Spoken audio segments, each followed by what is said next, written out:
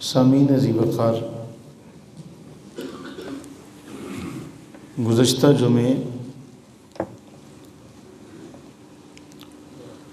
ہم نے رمضان کے مسائل کے حوالے سے چند ایک باتیں سمجھی تھیں۔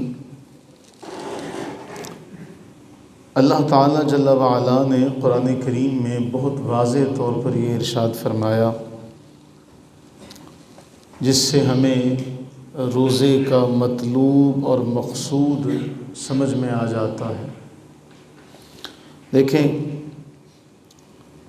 فارسی زبان کا ایک محاورہ ہے، اللہ تعالیٰ جل وعلا حکیم ہے بمعنی حکمت والا، تو حکیم کے ہر کام میں کوئی نہ کوئی حکمت اور کوئی نہ کوئی مصلحت ہوا کرتی ہے۔ بعض احکامات میں اللہ تعالیٰ نے ان حکمتوں کا تذکرہ قرآن کریم میں بڑا واضح طور پر ارشاد فرمایا ہے۔ انہی بیان کردہ چیزوں میں ایک روزہ ہے کہ جس کے بارے اللہ تعالیٰ قرآن کریم میں فرما رہا ہے کہ اے ایمان والو، کتب علیکم الصیام، تم پر رمضان کے روزے تم پر فرض کیے گئے، کما کتب علی الذین من قبلکم، جیسا کہ تم سے پہلے لوگوں پر فرض کیے گئے تھے۔ ان کی فرضیت کا مقصد لعلکم تتقون، کہ تم پرہیزگار بن جاؤ۔ اللہ تعالیٰ جل وعلا کیوں ہمیں یہ دولت جو ہے وہ نوازنا چاہتا ہے؟ اللہ تعالیٰ کیوں یہ چاہتا ہے کہ ہم متقی ہو جائیں؟ اس لیے کہ قرآن کریم میں اللہ تعالیٰ جل وعلا نے بہت واضح طور پر ارشاد فرمایا کہ یہ کتاب جو کتاب ہدایت ہے، ویسے تو یہ سارے جہان کے لیے ہدایت ہے، لیکن اس کی ہدایت سے فیض یاب وہی ہوں گے جو متقی ہوں گے۔ اس لیے اللہ تعالیٰ جل وعلا یہ چاہتا ہے کہ یہ سارے کے سارے کتاب ہدایت سے فائدہ اٹھائیں، اور کتاب ہدایت سے فائدہ اسی صورت میں اٹھانا ممکن ہو سکتا ہے جب تقوی اور پرہیزگاری کی دولت کسی کے دامن میں ہو۔ جب کوئی متقی اور پرہیزگار ہو جائے گا تو اسے تقوی کی دولت نصیب ہو جائے گی۔ مثلاً آپ سارے اس مسئلے کو بخوبی جانتے ہیں، ان بچوں کو عبادات کا مفہوم اور مقصود نہیں پتہ، ان بچوں کو عبادات کے مطلوب کا نہیں پتہ کہ ان عبادات کا مقصد، ان عبادات کا فلسفہ کیا ہے۔ مثلاً ایک حدیث بڑی مشہور ہے، اللہ کے نبی سرور عالم صلی اللہ علیہ وآلہ وسلم نے ارشاد فرمایا، جس نے رمضان کے روزے رکھے، راتوں کو قیام کیا، اللہ تعالیٰ اس کے تمام گناہوں کو معاف فرما دیتا ہے۔ اب ان بچوں کو نہیں پتہ، اس میں بچے بھی آ سکتے ہیں اور وہ لوگ بھی آ سکتے ہیں جن کا مشاہدہ ابھی تھوڑا ہے، لیکن جنہوں نے شعور کی منزل میں قدم رکھ رکھا ہے، جو شعور کی منزل کو پہنچے ہوئے ہیں اور جس کو ہم عام طور پر کہتے ہیں کہ میچور ہو چکے ہیں، عمر کی پختگی کو پہنچ چکے ہیں، وہ جب لفظ اللہ کہتے ہیں یا جب نماز پڑھتے ہیں تو وہ پھر صرف، اب ان بچوں کو آپ نماز پر لگا دیتے ہیں تو یہ بچے کبھی ہو سکتا ہے استاد کے ڈر سے نماز پڑھیں، ہو سکتا ہے ماں باپ کے ڈر سے نماز پڑھیں، ہو سکتا ہے بڑوں کی دیکھا دیکھی نماز پڑھیں، لیکن انہیں نماز کے فلسفے کا نہیں پتہ۔ لیکن جب آپ جو کڑھے ہوئے ہیں، عمر کی پختگی کو پہنچے ہوئے ہیں، شعور کی منزل میں قدم رکھے ہوئے ہیں، جنہوں نے اللہ تعالیٰ کی تخلیق کا، اس کی قدرت کا کچھ نہ کچھ مشاہدہ کیا ہوا ہے، آپ کے لفظ اللہ کہنے میں اور ان کے لفظ اللہ کہنے میں زمین آسمان کا فرق ہے۔ اللہ تعالیٰ جل وعلا نے قرآن میں یوں ہی نہیں فرمایا کہ جاننے والے اور نہ جاننے والے برابر نہیں ہیں۔ اس لیے کہ ایک شخص جانتا ہے، اور قرآن کا مطلوب ہی یہ ہے کہ اس کو سمجھ کر پڑھا جائے۔ اللہ تعالیٰ جل وعلا فرما رہا ہے ان فی خلق السماوات والارض واختلاف اللیل والنہار، یہ آسمان، زمین، یہ رات و دن کا آنا جانا، اس میں نشانیاں ہیں۔ اس میں نشانیاں کن کے لیے ہیں؟ عقل والوں کے لیے۔ وہ ان نشانیوں سے سبق سیکھتے ہیں۔ آسمان کیسا ہے؟ اللہ تعالیٰ قرآن کریم میں فرما رہا ہے الم تر ان اللہ انزل من السماء ماء، دیکھو اللہ نے آسمان سے پانی نازل کیا، وہی زمین ہے اور وہی ایک پانی ہے، لیکن اللہ تعالیٰ فرما رہا ہے دیکھو اس پانی کے ذریعے زمین سے جب پھل نکلتے ہیں تو سب کے رنگ جدا جدا ہیں، سب کے ذائقے جدا جدا ہیں، سب کا جو سب کی تاثیر ہے وہ الگ الگ ہے، سب کی تاثیر جدا جدا ہے، کوئی تر ہے، کوئی گرم ہے، کوئی خشک ہے، کوئی ٹھنڈا ہے، تاثیر کے اعتبار سے۔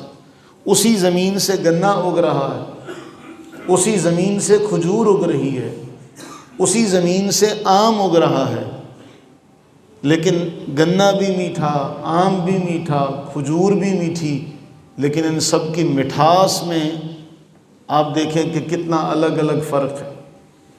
تو یہ سب کا سب اللہ تعالیٰ قرآن میں بیان فرما کر یہ فرما رہا ہے کہ جب عقل والے ان چیزوں کو دیکھتے ہیں، ہمارے ایک دوست ہیں وہ بیان کرتے ہیں کہ یار انار آپ کھولیں تو کیسے ایک ایک دانے کے ساتھ دوسرا دانہ جڑا ہوا ہوتا ہے، اور کیسے پھر اس کو باریک تہوں کے اندر لپیٹا ہوا ہوتا ہے، یہ سب کا سب کرنے والا فتبارک اللہ احسن الخالقین، وہ بڑی برکتوں والا اللہ جتنے اتنے حسین انداز میں پیدا کیا، تو وہ تو ہر ہر لقمے پر، ہر ہر نوالے پر، ہر ہر گھونٹ پر، ہر ہر جو پھل کھاتا ہے اس کے ہر پھل کے کھانے پر وہ اللہ کا شکر ادا کرتا ہے کہ یا اللہ یہ تیرا کرم اور تیرا شکر ہے کہ تو نے یہ نعمت عطا فرمائی۔ اب جب وہ اللہ کی تسبیح کرے گا تو اس کے تسبیح کرنے میں اور عام بندے کے تسبیح کرنے میں زمین آسمان کا فرق ہے۔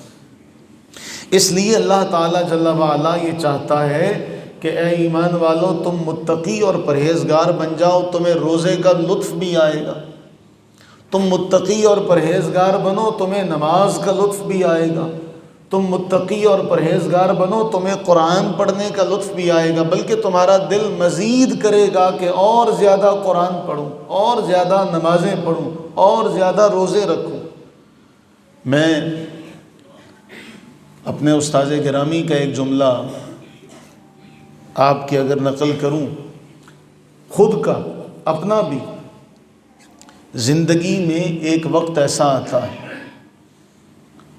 ہمارے استاذ گرامی قاری محمود احمد صاحب رحمہ اللہ تعالی علیہ، جن سے ہم نے حفظ کیا تھا 1997-98 میں، انتقال فرما گئے، عرصہ ہوا، اور ان کی قبر کے اوپر کتبہ لکھا ہوا ہے کہ عرصہ تدریس 40 سال ہے۔ میں نے کئی بار آپ سے پہلے بھی ذکر کیا، دل میں خیال آتا ہے کاش پھر وہ دور آ جائے، پھر وہ بیٹھے ہوں اور پھر میں ان کے پاس پڑھنے کے لیے پہنچوں اور پھر غلطی آئے، پھر وہ ڈانٹیں، لیکن ایسا ہو نہیں سکتا۔ انسان وہ مجلسیں، وہ محافل ڈھونڈتا ہے۔ ہمارے استاد صاحب علامہ نظام الدین صاحب رحمہ اللہ تعالی علیہ، وہ فارسی پڑھایا کرتے تھے، ان کی زبان جیسی مٹھاس، ان کے جیسا انداز، وہ ہر گلیرا رنگ و بوئے دیگر است، ہر پھول کی خوشبو دوسرے سے علیحدہ، تو ان کے جیسا انداز کسی کا ہم نے نہیں دیکھا، محبت، چاشنی، اخلاص۔ لیکن اب دل چاہتا ہے کہ کاش ان کی مجلس میسر ہو، کاش وہ سامنے بیٹھے ہوں، ان کے سامنے بیٹھنے کا شرف ملے اور پھر وہ پڑھا رہے ہوں، لیکن وہ چیزیں لوٹ کر نہیں آ سکتی۔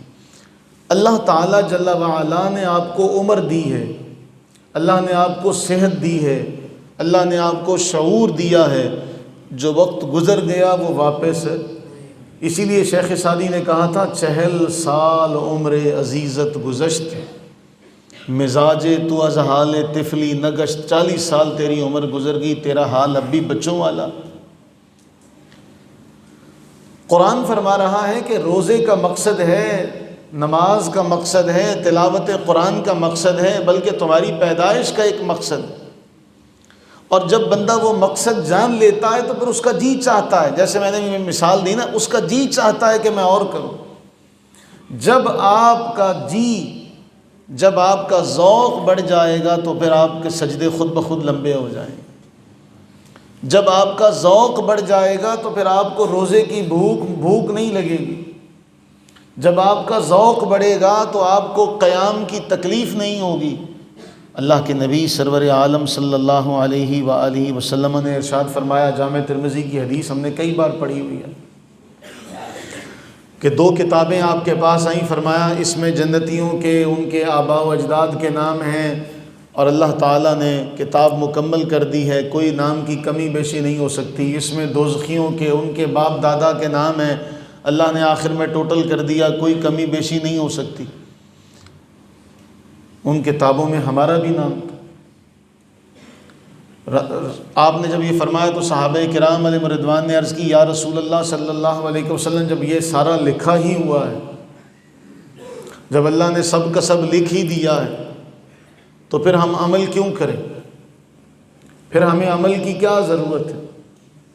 وہاں اللہ کے نبی علیہ السلام نے ایک جملہ فرمایا، اعملوا فکل میسر، جو تم میسر ہو نا، جو تمہیں میسر ہو وہ کرو۔ اس لیے کہ جو جس لیے پیدا کیا گیا ہے اس کے لیے وہ کام آسان ہے۔ جو جنت کے لیے پیدا کیا گیا اس کے لیے جنتیوں والے کام آسان۔ آپ دیکھ لیں کہ آپ کسی شخص سے ملیں اور جو نماز نہ پڑھتا ہو، قرآن نہ پڑھتا ہو، آپ اسے کہیں کہ یار نماز پڑھے، تو وہ پہلا جملہ آپ سے کہے گا، یار بڑا مشکل کام ہے۔ آپ کسی ایسے شخص سے کہیں جو تراویح نہیں پڑھتا،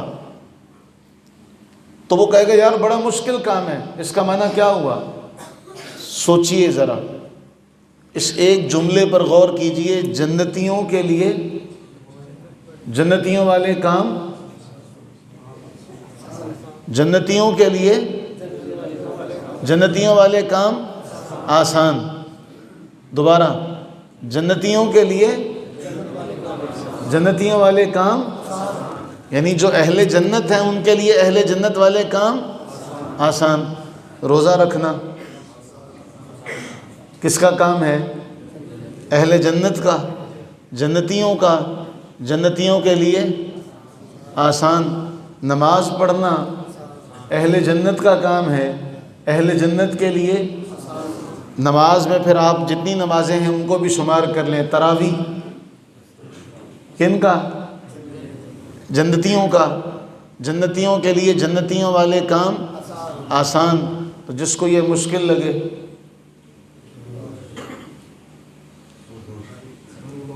جس کو یہ مشکل لگے،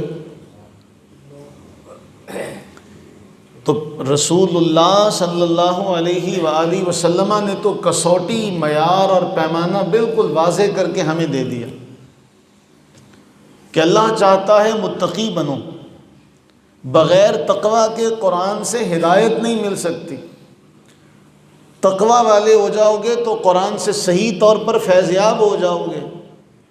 اب جنتیوں کے لیے جنتیوں والے کام آسان ہیں، اس کا جی چاہتا ہے کہ سجدہ مزید لمبا ہو تاکہ میں یار کا، میں اپنے رب کا اور زیادہ ذکر کر سکوں، کیونکہ قرآن میں بیان ہوا کہ جب وہ ان ساری چیزوں کا مشاہدہ کرتا ہے، الذین یذکرون اللہ قیاما وقعودا وعلی جنوبہم، وہ کھڑا ہوا ہو تب بھی اللہ کو یاد کرتا، بیٹھا ہو تب بھی اللہ کو یاد کرتا، لیٹا ہوا ہو تب بھی اللہ کو یاد کرتا ہے۔ اور پھر کیا کرتا؟ جو اس کے علاوہ وقت بچتا ہے، وَيَتَفَكَّرُونَ فِي خَلْقِ السَّمَاوَاتِ وَالْأَرْضِ، پھر رب کی جو تخلیق ہے آسمان و زمین کی، اس کی تخلیق میں غور و فکر کرتا ہے۔ اور جب وہ سارا کا سارا دیکھ لیتا ہے تو پھر اس کی زبان سے کیا جملہ نکلتا؟ رَبَّنَا مَا خَلَقْتَ هَذَا بَاطِلًا، اے اللہ تو نے کچھ بھی بیکار پیدا نہیں کیا۔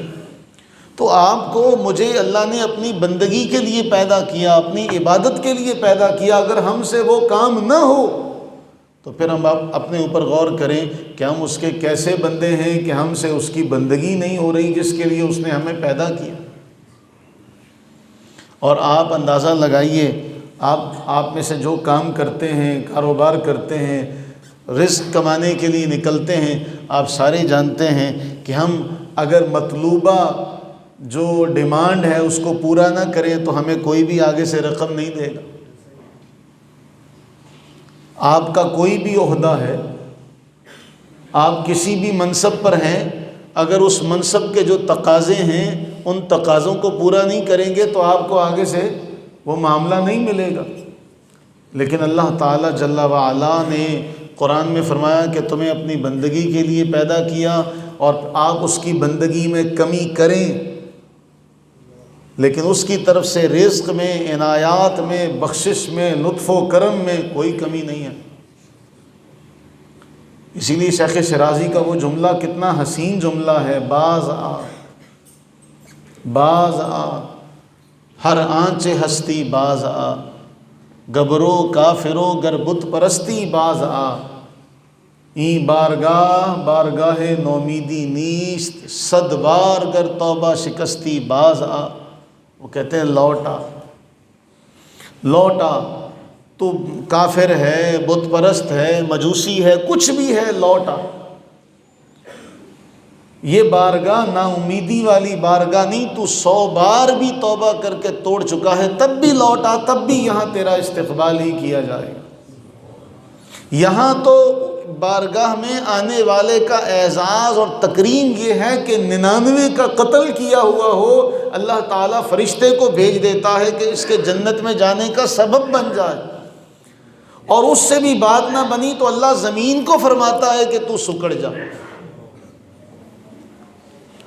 اس کی طرف چل کر تو کوئی دیکھے، اس کی راہ پر چل کر تو دیکھو، اس کے لیے وقت نکال کر کے دیکھو۔ آج اہل مغرب جو ہیں، جب وہ قرآن کو ترجمے سے پڑھنا شروع کرتے ہیں، قرآن کو سمجھ کر پڑھنا شروع کرتے ہیں، تو ان کی زبان سے بے تحاشا یہ جملہ نکلتا ہے کہ یہ کسی فرد بشر کا کلام نہیں ہو سکتا، یہ آفاقی کلام ہے، جس کی یہ عالمگیر، جس کی کوئی حد اور کوئی کنارہ نہیں، جس نے تمام عالم کو اپنے سحر میں لیا ہوا ہے، یہ کسی انسان کا کلام نہیں ہے۔ وہ اس کو سمجھ کر پڑھتے ہیں تو یہ کہنے پر مجبور ہو جاتے ہیں ہمیں تو گڑتی میں یہ قرآن ملا، ہمیں تو گھٹی میں یہ قرآن ملا۔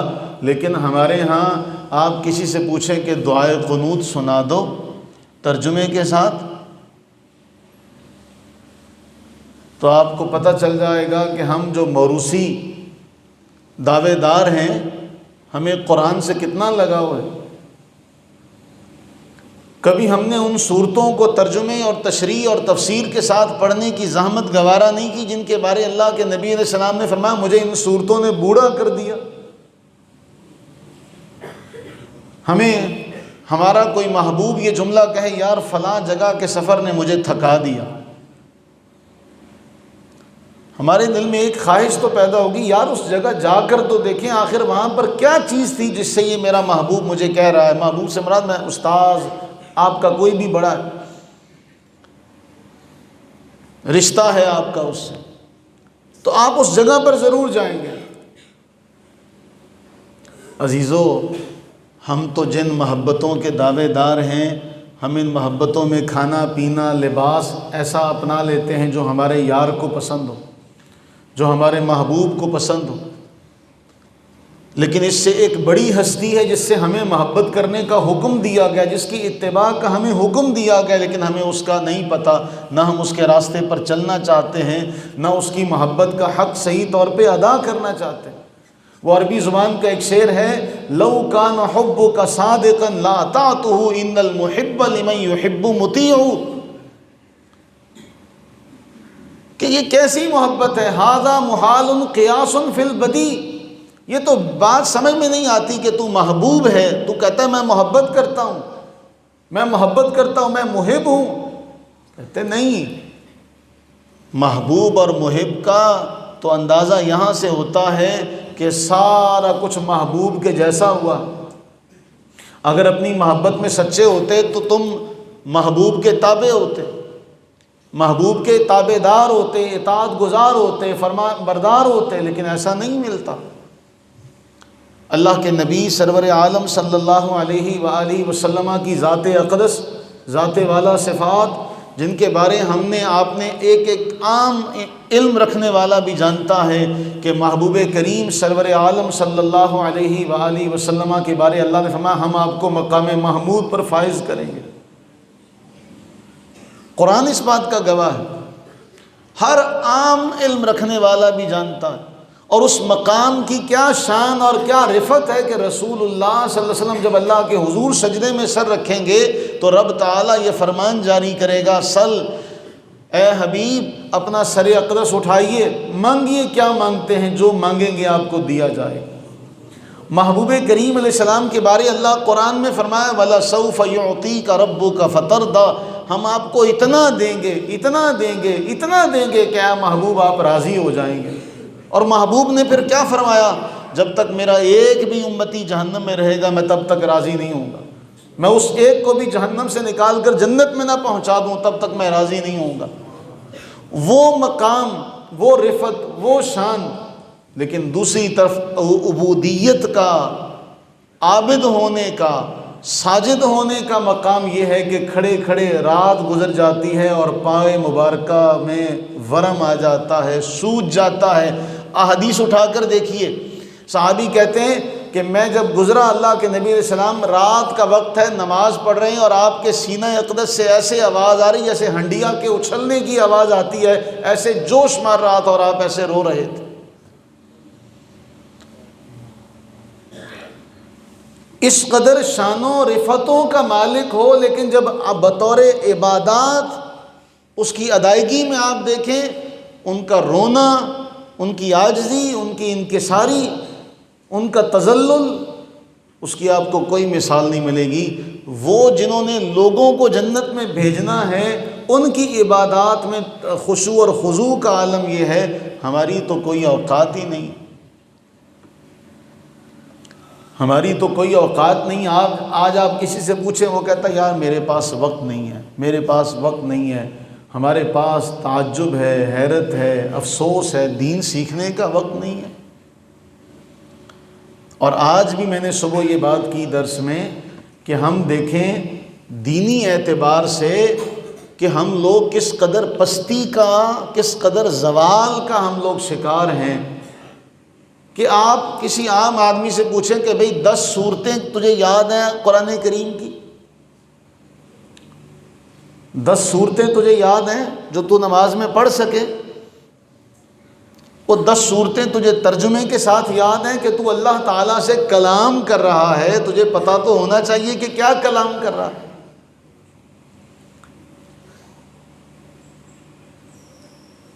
لیکن آپ کو جواب جو ہے اس میں افسوس اور ندامت اور پچھتاوے کے سوا کچھ بھی سننے کو نہیں ملے گا، جی نہیں آتی، حالانکہ سارا کا سارا مفت رہا۔ آپ کسی کو کہیں کہ بھئی اذان دے دے، الا ماشاء اللہ، آپ کسی سے کہیں بھئی نماز پڑھا دو، الا ماشاء اللہ، کتنے لوگ کھڑے ہوں گے، کتنے افراد کھڑے ہوں گے۔ تو میرے عزیزو وہ کام جو ہمارے ذمہ اللہ کے نبی علیہ السلام نے لگایا، آپ نے مثال ارشاد فرمائی، فرمایا میں جس علم کو دے کر بھیجا گیا، جن لوگوں کے پاس علم لے کر آیا، ان کی مثال 3 طرح کی سی ہے، حدیث کا مفہوم عرض کر رہا ہوں۔ ایک وہ زمین جس پر پانی برسا تو اس نے پانی اپنے اندر جذب کر لیا اور پھر اس سے عالی شان کھیتی، سرسبز چیزیں، درخت وغیرہ، باغات اس سے باہر نکلے۔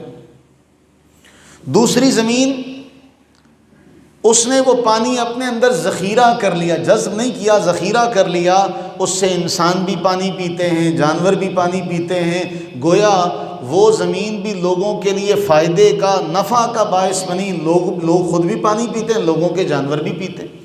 تیسری زمین ڈھلان والی تھی، اس پر پانی برسا ضرور لیکن ٹھہرا نہیں، برسا اور بہہ گیا۔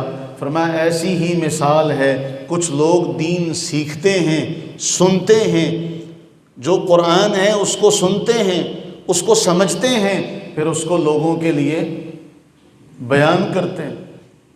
کچھ جو ہیں وہ خود راہ پر آ جاتے ہیں اور کچھ دوسروں کے لیے راہ راست کا منبع اور مرکز بن جاتے ہیں۔ تیسرے وہ لوگ ہیں جو نہ خود سیکھتے ہیں نہ دوسروں کو سکھاتے ہیں۔ فرمایا تھا کن عالما او متعلما ثالثا فتہلک، یا تو عالم بنو یا متعلم بنو، تیسرا رستہ جو ہے وہ ہلاکت کا رستہ ہے۔ بتائیے آج ہماری کیفیت بھی یہی نہیں ہے؟ ہم رمضان آتا ہے، رمضان آتا ہے، ہم پر وہ ایک کیفیات رمضان کی نازل ہو جاتی ہیں، طاری ہو جاتی ہیں، لیکن جب تک رمضان رہتا ہے تب تک ہم نیک رہتے ہیں، تب تک ہم متقی اور پارسا بنتے ہیں، لیکن جیسے ہی رمضان چلا جاتا ہے وہی ہم ہوتے ہیں، وہی مساجد ہوتی ہیں، وہی قرآن ہوتا ہے، وہی نماز ہوتی ہے، لیکن نہ ہمیں قرآن پڑھنے کی فرصت ہے، نہ ہمیں نماز پڑھنے کی فرصت ہے، نہ ہمیں سجدے کا وقت ہے۔ ہم سنتے ہیں لیکن ہم سن کر اس کی صحیح تفسیر بنتے ہیں کہ ایک کان سے سنو اور دوسرے کان سے نکال دو۔ ہمارے پاس قرآن سیکھنے سمجھنے کا وقت نہیں۔ وہ بات جو میں کرنے لگا تھا کہ آپ دیکھیے ہر مسجد میں قرآن کی تعلیم دی جاتی ہے، لیکن کب تک؟ جیسے ہی وہ بچہ 8ویں 9ویں میں پہنچتا ہے، بڑی حد ہے میٹرک تک جاتا ہے، اس کے بعد پھر وہ قرآن نہیں پڑھتا۔ آپ اپنی طرف دیکھیں، یہی حال ہماری بچیوں کا ہے۔ اس کے بعد جو بلوغت کے مسائل ہیں، جو طہارت کے مسائل ہیں، پاکی پلیدی کے مسائل ہیں، وہ کہاں سے سیکھتا ہے انسان؟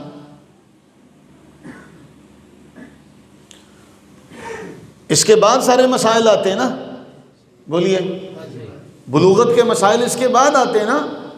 تو آپ میں سے کوئی شخص یہ بتائے کہ جی میں نے بلوغت کے باقاعدہ طہارت کے مسائل جو ہیں میں نے باقاعدہ کسی کے سامنے زانوِ تلمس طے کیا، میں اس کی شاگردی میں بیٹھا اور میں نے اس سے کہا کہ مجھے اللہ کے نبی علیہ السلام نے جو طہارت کے آداب بتائے، جو پاکی پلیدی کے مسائل بتائے، مجھے وہ مسائل سناؤ، سکھاؤ۔ آپ میں سے کوئی ایک بھی یہ شخص یہ دعویٰ کر سکتا ہے کہ جی میں زانوِ تلمس طے کر کے کسی عالم دین کے پاس جا کر بیٹھا، اپنا وقت نکال کر گیا، میں نے اس سے کہا مجھے طہارت کے مسائل سکھاؤ؟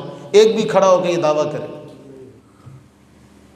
بولیے، آپ کا اتنا بڑا مجمع ہے، اتنے بڑے مجمع میں کوئی ایک مدعی ہو اس بات کا جو میں نے بات رکھی ہے، کوئی ایک دعویٰ کرے اس کا کہ جی ہاں میں نے وقت نکالا، میں وقت نکال کر کسی عالم دین کے پاس گیا اور میں نے جا کر اس سے مسئلہ پوچھا۔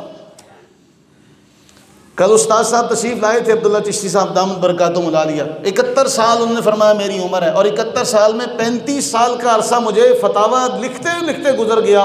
ان میں انہوں نے کہا تھا صرف ایک وراثت کا مسئلہ آیا، ایسے ہی کہا تھا نا، ایک مسئلہ وراثت کا آیا، ایک مسئلہ وراثت کا، باقی سارے طلاق کے آئے۔ اور طلاق کے مسائل کب؟ جب طلاق دے چکتے ہیں۔ بدبخت ایسے غافل ہیں،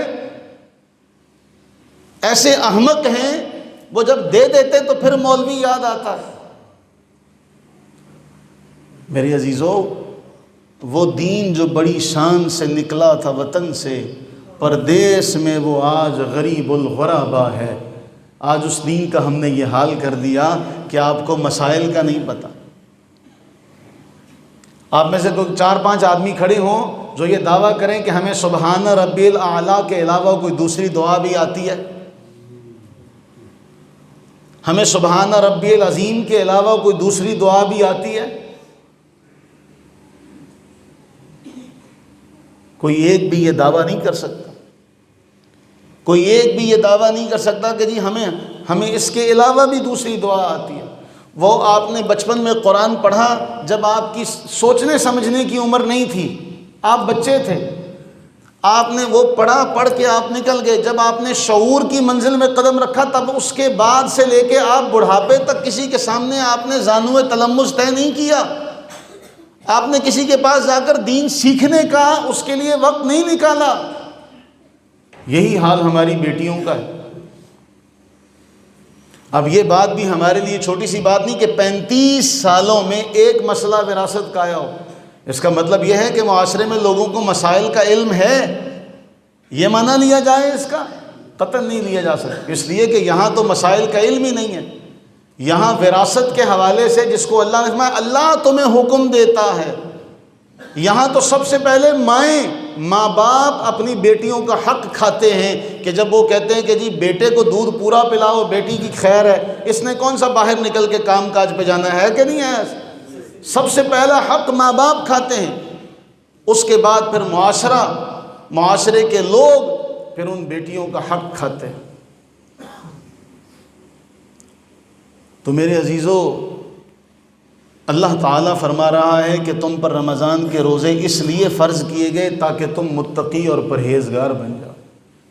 متقی اور پرہیزگار بنو گے تو قرآن سمجھ میں آئے گا، قرآن سمجھ میں آئے گا تو تمہیں پتہ چلے گا کہ اللہ تعالیٰ ہم سے کیا فرمان، کیا بات کر رہا ہے، کیا کلام کر رہا ہے۔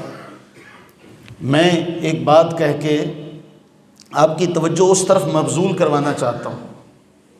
دیکھیے، آداب ہوتے ہیں شاہی کہ ہمارے ملک کا کوئی بھی سربراہ کسی دوسرے ملک کے سربراہ سے ملنے جائے تو درمیان میں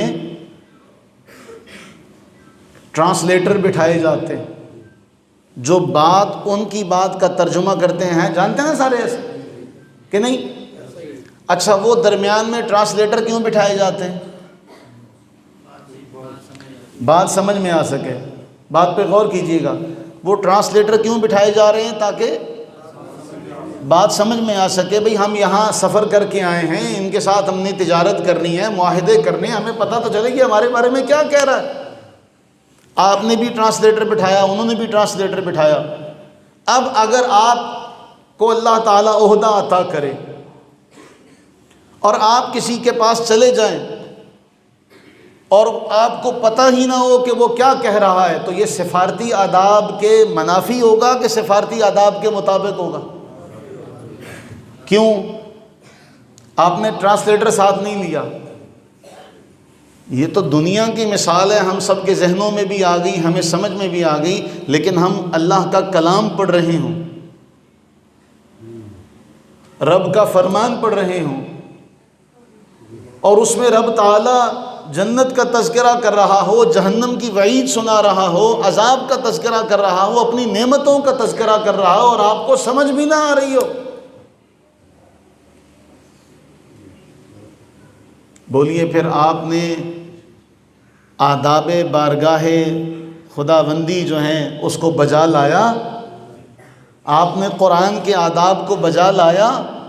پھر قرآن کی وہ آیت بڑا زور شور سے پکار کر کہتی ہے، ما قدر اللہ حق قدرہ، انہوں نے اللہ کی وہ قدر نہ کی جو اللہ کی قدر کرنے کا حق تھا۔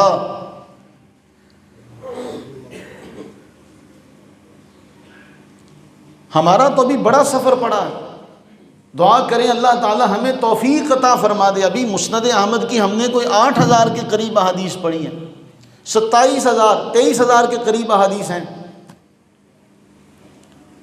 تب ہم اس ایک کافر کے دعوے کے برابر ہوں گے جس نے یہ دعویٰ کیا تھا کہ جی میں نے مسند احمد پوری پڑھی ہے،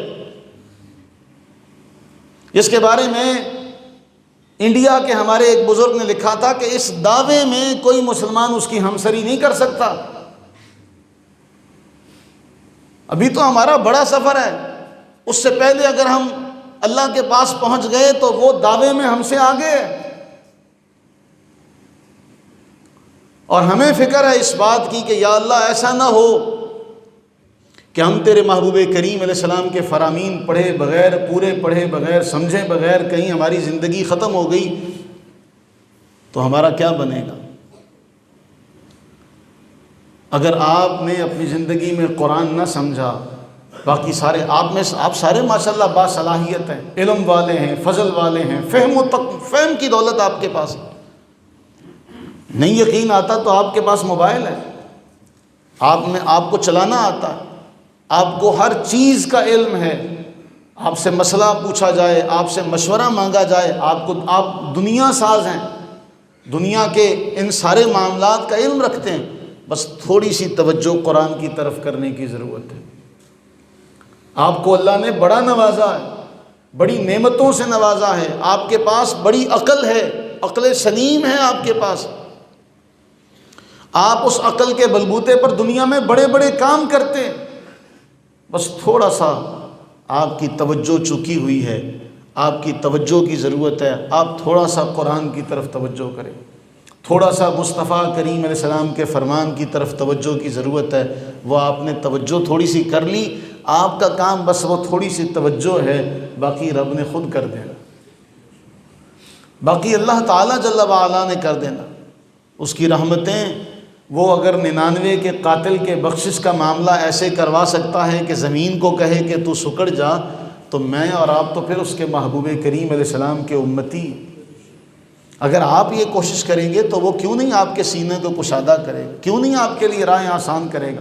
وہ تو فرما رہا ہے وَمَن يَتَّقِ اللَّهَ يَجْعَلْ لَهُ مَخْرَجًا وَيَرْزُقْهُ مِنْ حَيْثُ لَا يَحْتَسِبُ، کہ جو اللہ سے ڈرتا ہے اللہ اس کے لیے ایسے ایسے راستے پیدا کرتا ہے اور وہاں سے اس کو رزق دیتا ہے جہاں سے اس کا گمان بھی نہیں ہوتا۔ اس لیے قرآن پڑھیے، قرآن پڑھیے، محبت کے ساتھ پڑھیے اور اپنے سینے میں اس کو محفوظ کیجیے، اس کے تراجم کے ساتھ، اس کے معانی اور مفاہیم کے ساتھ۔ صرف لفظوں سے قرآن کو یاد کرنے کا فائدہ اور مقام یہ ہے، کل بھی حدیث پاک پڑھی تھی، ایک بار پہلے میں نے ذکر کیا تھا، جب رسول اللہ علیہ السلام احد میں شہداء کو دفن کرتے نا تو اجتماعی قبریں کھودی گئیں کہ اجتماعی قبروں میں دفن کیا جائے گا، تو رسول اللہ صلی اللہ علیہ وسلم پوچھتے اس کو قرآن کتنا آتا تھا، اس کو قرآن کتنا آتا تھا؟ جس کو قرآن زیادہ ہوتا اس کو قبر میں آگے رکھتے، جس کو قرآن زیادہ ہوتا اس کو قبر میں، اور اس کے بعد والے کو اس سے پیچھے رکھتے۔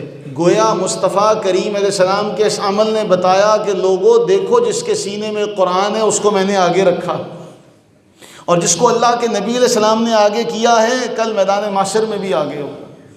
تو جو قرآن کو سمجھ کر پڑھ لے گا پھر اس کا مقام و مرتبہ کیا ہو۔